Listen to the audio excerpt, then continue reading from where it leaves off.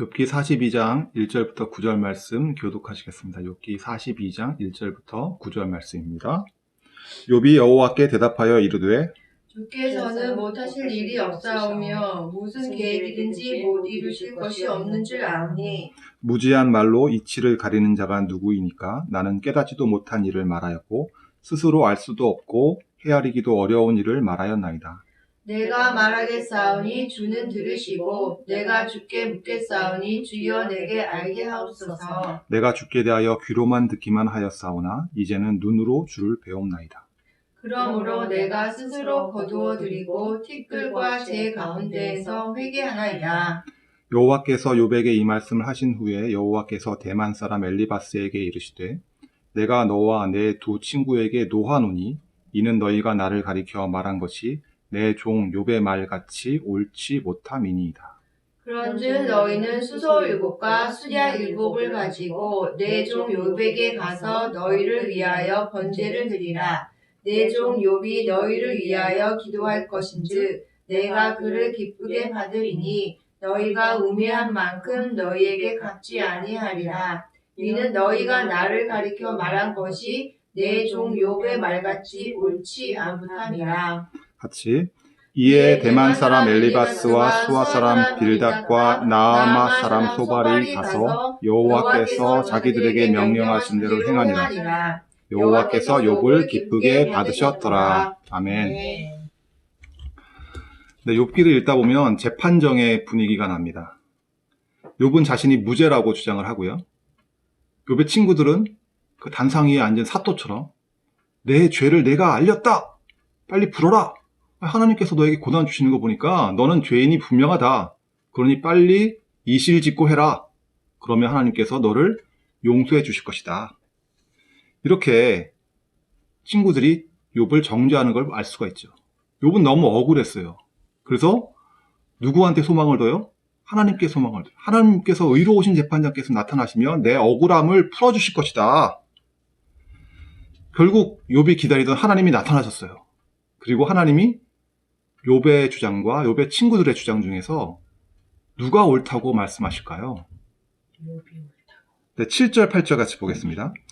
여호와께서 욥에게 이 말씀을 하신 후에 여호와께서 대만 사람 엘리바스에게 이르시되 내가 너와 내 두 친구에게 노하노니 이는 너희가 나를 가리켜 말한 것이 내 종 욥의 말같이 옳지 못함이니라. 그런즉 너희는 수소 7과 순양 7을 가지고 내 종 욥에게 가서 너희를 위하여 번제를 드리라. 내 종 욥이 너희를 위하여 기도할 것인즉 내가 그를 기쁘게 받으리니 너희가 우매한 만큼 너희에게 갚지 아니하리라. 이는 너희가 나를 가리켜 말한 것이 내 종 욥의 말같이 옳지 못함이라. 하나님이 두 번이나 말씀하세요. 너희가 나를 가리켜 말한 것이 내 종 욥의 말같이 옳지 못하다. 누가 옳다는 거예요? 욥이 옳다. 너희들 틀렸다. 하나님이 노하시기까지. 왜 노하셨을까요? 하나님 제대로 알지도 못하면서 다 아는 것처럼 하나님 뜻이 이거야. 그러면서 너는 죄인이 맞아 하면서 욥을 계속 정죄했던, 공격했던 친구들이 옳지 못하다. 하나님께서 최종적으로 말씀하시는 거죠. 하나님 말씀하시는 건요, 최종적이에요. 재판장이 땅 두드리면 최종 판결이잖아요. 뭐 우리는 뭐 1심, 2심, 3심 제도 있지만 하나님의 판결은 딱 한 번이에요. 최종적이에요. 근데 석연치 않은 부분이 있어요. 욥이 인정해 주시고 욥이 옳다 인정해 주신 것 같은데 석연치 않은 부분이 있어요. 그게 뭐냐면 6절입니다. 6절 같이 읽겠습니다. 그러므로 내가 스스로 거두어 드리고 티끌과 제 가운데 회개하나이다. 지금 누가 말하는 거죠? 욥이 말하는 거예요. 욥이 내가 우리는 욥이 잘못이 없다는 걸 알아요. 그죠? 그리고 욥은 친구들과의 대화, 그동안 오랜 논쟁 속에서 뭐라고 주장했어요? 나 죄가 없다. 끝까지 욥은 자신이 죄가 없다고 말하고 최종적으로 누가 옳다고 하나님께서 판결해 주셨어요? 욥이 옳다고 판결해 주셨어요. 그런데 갑자기 욥이 자기 주장을 철회하겠다는 거예요. 그리고 하나님 앞에 회개하겠다는 거예요. 여러분 이게 지금 이해가 되세요? 납득이 되세요? 저는 오늘 이 부분을 욥의 회개 이 부분을 좀 살펴보려고 합니다. 먼저 우리는 고정관념처럼 굳어져 있는 전통적인 해석을 좀 잊어야 돼요. 내려놔야 돼요. 예를 들면 어린이 성경이 그렇습니다. 어린이 성경 한번 이 부분을 한번 읽어볼게요. 욥은 하나님의 계속되는 질문에 눈물을 흘리며 반성하였어요. 주님, 이 벌레만도 못한 자가 어찌 그 대답을 알겠습니까? 어리석은 제가 감히 하나님 앞에서 잘못이 없고 의로운 자라고 말하는 교만을 범했습니다. 용서해 주세요. 하나님께서는 욥의 죄를 용서해 주셨어요. 그 이후로 욥은 이전보다 더욱 겸손한 사람이 되었어요. 어린이 성경의 이 견해, 욥이 자신의 교만을 하나님 앞에서 회개했어요. 그래서 겸손한 사람이 되었어요. 이런 견해가 사실상 우리들에게 전통적인 욥기에 대한 해석입니다. 목사님들이 이렇게들 설교를 많이 하세요. 근데 오늘의 본문은 정말 이렇게 욥이 회개한 것으로 말하고 있을까요? 42장 6절 같이 한번 다시 읽을게요. 그러므로 내가 스스로 거두어드리고 티끌과 재 가운데에서 회개하나이다. 내가 스스로 거두어드리다. 거두어드리다라고 사용된 단어가 마하스라는 단어예요. 마하스. 근데 이 단어는요, 내 주장을 철회한다라는 뜻이 아닙니다. 거부한다, 멸시한다, 경멸한다. 이런 뜻이에요. 그래가지고 레위기 26장 15절 보면 내 규례를 멸시하며 라고 사용됐을 때 사용된 멸시, 이게 바로 이 단어의 뜻이에요. 그러니까 지금까지 내 주장을 하나님 앞에서 내가 철회합니다 라는 해석보다는 나는 멸시를 받았습니다 라고 직역하는 게 저는 더 옳다고 봅니다. 그리고 티끌과 재 가운데에서 회개하나이다. 회개하나이다에서 회개는 나함이란 단어예요. 나함. 나함이란 단어는요, 회개라는 의미로 사용되기도 하고요. 또는 위로라는 의미로도 사용됩니다. 근데 이 단어가 욥기에서 7번 사용됐어요. 7번. 근데 그 중에 6번은 위로라고 번역됐습니다. 2장 11절. 그들이 욥을 위문하고 위로하려 하여. 그래서 위로라고 쓴 단어가 바로 나함이에요. 나함. 근데 42장 6절에서만 유일하게 회개라고 번역된 거예요. 아마도 제 생각에는, 제 사견인데, 재와 티끌이 있다 보니까 재와 티끌이 회개랑 잘 연결되잖아요. 그러니까 여기서는 아마 번역자가 그래서 회개라고 번역을 한 것 같아요. 근데 욥기의 저자가 일관되게 나함이라는 단어를 위로라는 의미로 계속 지금까지 써왔다면 마지막까지도 위로라고 해석하는 게 저는 옳다고 봅니다. 그래서 나는 티끌과 재 위에서 회개합니다 라는 것보다는 나는 티끌과 재 위에서 위로를 얻습니다 라고 해석되는 게 저는 더 옳다고 봅니다. 42장 5절을 볼게요. 42장 5절. 내가 주께 대하여 귀로 듣기만 하였사오나 이제는 눈으로 주를 배움나이다. 이거 좀 어렵지 않으세요? 아니, 보통은 이렇게도 많이 말씀하세요. 욥이 하나님을 직접 만나고 나서 그 전에 알지 못했던 새로운 깨달음을 얻었다. 뭐 이런 의미로도 많이 해석들을 많이 하세요. 근데 진짜 그런 의미일까요?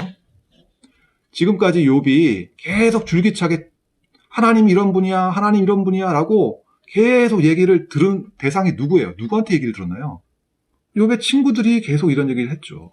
하나님 의로우신 분이야. 하나님은 의인에게 복을 주시고 악인은 심판하시는 분이야. 죄인을 심판하는데 너가 지금 심판받고 있잖아. 너 고난당하고 있잖아. 너 죄인이야. 이 얘기 한 사람들 지금까지 누구였어요? 욥의 친구들이 몰려와가지고 계속 그 얘기하는 거예요. 너 하나님 심판받고 있는 거야. 너 죄인이야. 빨리 회개해. 욥의 친구들 이 말을 지금 귀에 딱지가 않도록 지금 듣고 있잖아요. 욥이 너 얼마나 억울해요. 얼마나 억울하니까 좀 나를 좀 불쌍히 여겨줘. 나 좀 불쌍히 여겨다. 의로우신 하나님께 소망을 두고 욥은 지금까지 인내해 온 거예요. 욥은 하나님을 찾는 거예요. 하나님이 나타나시면 내 억울함을 풀어주실 거야. 그래서 하나님을 소망하면서 지금까지 인내해 온 거죠. 근데 직접 하나님이 나타나신 거예요. 이 세 친구와 욥 사이에 하나님이 나타나신 거예요. 그러니 욥의 심정이 어땠을까요? 내가 주께 대하여 귀로만 듣기만 하였다. 이제는 눈으로 주를 뵙습니다. 이 말은 욥이 지금 하나님이 나타나심에 대해서 감격스러워하는 모습이에요. 그리고 5절과 6절을 연결해서 보면요. 내 친구들은 지금까지 나를 정죄해 왔는데 하나님이 직접 오셔가지고 그동안 멸시를 받았던 내가 고난 속에서도 위로를 받습니다. 라고 해석하는 게 훨씬 더 자연스럽다고 생각합니다. 송민원 교수님이란 분이 이 42장 2절부터 6절까지를 사역하셨어요. 사역은 뭐냐면 혼자 이렇게 번역하신 거죠. 이분은 구약 전공자니까 자기가 직접 번역을 하신 거를 올려주셨어요. 책에 쓰셨어요. 그걸 제가 가지고 왔습니다. 제가 읽어드릴게요. 2절, 당신이 모든 것을 할 수 있다는 것을 저는 알고 있습니다. 그 어떤 계획도 당신에게서 막을 수 없습니다. 3절, 지식이 없으면서 이치는 하나님의 뜻이에요. 하나님의 뜻을 가리는, 왜곡하는 자가 누구입니까? 그래서 저는 이해할 수 없다고 말했던 것입니다. 저는 제 이해를 넘어서는 놀라운 일들을 모릅니다. 4절, 제가 말할 테니 들어주세요. 당신께 묻겠으니 제게 알려주세요. 5절, 저는 당신에 대해 귀로 들어왔습니다. 이제 제 눈이 당신을 봅니다. 6절, 이렇게 저는 멸시를 받아왔습니다만 먼지와 재 위에서 위로를 얻습니다. 이렇게 번역을 하고 나면 전통적으로 우리가 알고 왔던 욥의 해석과 전혀 다른 이해를 하게 됩니다. 2절 볼까요? 2절 다시. 당신이 모든 것을 할 수 있다는 것을 저는 알고 있습니다. 그 어떤 계획도 당신에게서 막을 수 없습니다. 2절은 뭐예요? 하나님에 대해서 욥은 어떻게 얘기하고 있어요? 우리가 어떤 틀에 가둘 수 없는 하나님에 대해서 말하고 있어요. 절대 주권의 하나님을 말하고 있죠. 3절 상반부는 이렇게 말합니다. 지식이 없으면서 이치를 가리는 왜곡하는 자가 누구입니까? 누구예요? 욥의 친구들이죠. 그리고 하나님을 온전히 이해할 수 없는 인간의 한계에 대해서 말하고 있어요. 제가 지난 시간에 38장, 38장 설교하면서 하나님이 말씀하시는 것 두 가지에 대해서 말씀드렸잖아요. 하나님이 절대 주권, 그리고 인간의 한계에 대해서 말씀드렸잖아요. 지금 욥의 주장은 지금 하나님 말씀하시는 것과 정확하게 일치해요. 3절 후반부, 그래서 저는 이해할 수 없다고 말했던 것입니다. 저는 제 이해를 넘어서는 놀라운 일을 모릅니다. 욥은 어린 성경이 말하는 교만한 사람이 아니에요. 오히려 욥은 자신의 한계를 알고 하나님의 신비에 대해서 모르는 건 자신이 모른다고 솔직하게 말하는 오히려 겸손하고 정직한 사람이에요. 4절, 제가 말할 테니 들어주세요. 당신께 묻겠으니 제게 알려주세요. 하나님을 직접 만나고 싶어하는 그 욥의 심정이 담겨있죠. 그 다음에 5절, 6절, 저는 당신에 대해 귀로 들어왔습니다. 이제 제 눈이 당신을 봅니다. 이렇게 저는 멸시를 받아왔습니다만 먼지와 재 위에서 위로를 얻습니다. 하나님을 그토록 소망해왔던 욥이 직접 하나님 만나고 감격하면서 하나님을 통해서 내가 이 고난 속에서도 위로를 받습니다. 라고 욥이 지금 말하고 있는 겁니다. 욥은 지금까지 이해할 수 없는 시험을 당했어요. 욥이 왜 시험을 당하게 됐죠? 하나님이 욥에 대해서 이렇게 말씀하시죠. 내 종 욥을 보아라. 사탄이 뭐라고 그래요? 아예 하나님 그거 하나님이 잘해주시니까 그런 거죠. 만약에 하나님이 보호해주시는 그 울타리를 싹 없애시면 아마 하나님 배반할걸요? 하고 사탄이 시험한 거잖아요. 근데 이 욥은 믿음을 가지고 끝까지 이 시험을 통과했어요. 그리고 확실하게 하나님께 인정을 받은 사람이에요. 지금 제가 교만했습니다 하면서 하나님께 회개하는 그런 사람이 아니고요. 하나님께 어정쩡하게 인정받은 사람이 아니에요. 하나님께 확실하게 인정받고 확실하게 하나님의 시험을 통과한 승리한 사람이에요. 7절 8절은 이렇게 말하잖아요. 42장 7절 8절. 여호와께서 욥에게 이 말씀을 하신 후에 여호와께서 대만 사람 엘리바스에게 이르시되 내가 너와 내 두 친구에게 노하노니 이는 너희가 나를 가리켜 말한 것이 내 종 욥의 말같이 옳지 못함이니라. 그런즉 너희는 수소 7과 순양 7을 가지고 내 종 욥에게 가서 너희를 위하여 번제를 드리라. 내 종 욥이 너희를 위하여 기도할 것인즉 내가 그를 기쁘게 받으리니 너희가 우매한 만큼 너희에게 갚지 아니하리라. 이는 너희가 나를 가리켜 말한 것이 내 종 욥의 말같이 옳지 못함이라. 하나님 계속 말씀하시는 거예요? 내 종 욥, 내 종, 내 종, 내 종. 하나님 욥을 가리켜 계속 내 종이라고 말씀하시면서요. 욥과 친구들의 지금 위치가요. 처지가 완전히 바뀌었어요. 그러니까 이 친구들은 땅바닥에 앉아있는 욥을 향해서 저 높은 단상 위에 사또처럼 앉아가지고 마리아 막 이렇게 해왔는데 이제는 위치가 바뀌어져 어떻게 해요? 친구들이 욥을 찾아가서 내가 잘못했다, 내가 몰랐다, 미안하다, 용서를 빌어야 되는 처지가 됐고요. 또 하나님께도 용서를 빌어야 되는데 하나님이 누구를 통해서 용서를 받겠다는 거예요? 욥을 통해서 용서를 받겠다는 거예요.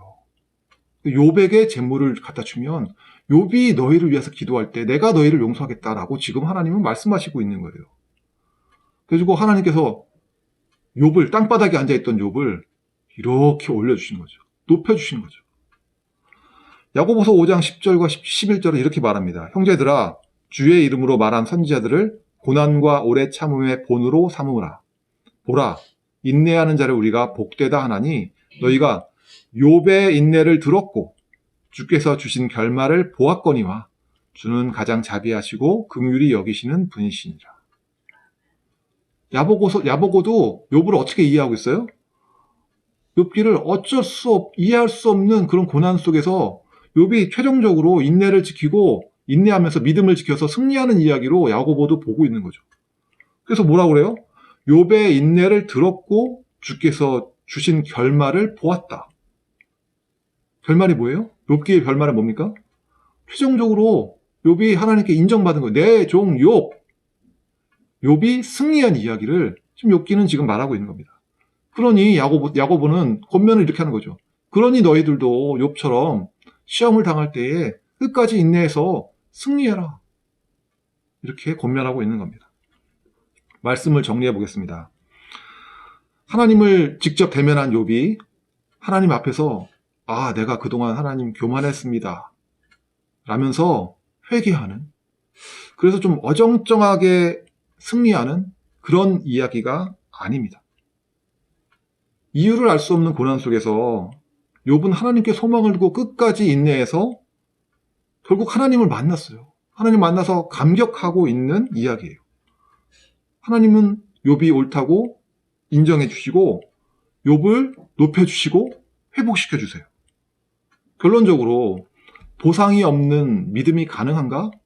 라는 사탄의 질문에 욥이 최종적으로 승리하는 이야기를 욥기는 지금 다루고 있는 겁니다. 욥과 같이 인내함으로 승리하시는 여러분들 모두 되시기를 축원드립니다. 기도하시겠습니다. 하나님, 새해가 됐습니다. 근데 마냥 즐거워할 수가 없습니다. 3년째 지금 코로나 전국입니다. 많은 국민들이 고통을 당하고 있고요. 또 교회가 어려움을 당하고 있습니다. 고난 속에서 하나님께 부르짖어 기도하고 찬송하고 싶은데 그마저 쉽지 않은 상황입니다. 우리는 그 이유를 알 수가 없습니다. 하나님, 이유 없는 고난 속에서 욥과 같이 우리가 인내하게 하여 주시옵소서. 인내를 통하여 하나님의 돌보심을 경험하게 하여 주시옵소서. 끝까지 인내하며 승리하고 욥처럼 인정받는 우리 모두들 되게 하여 주시옵소서. 감사하며 예수님의 이름으로 기도했습니다. 아멘.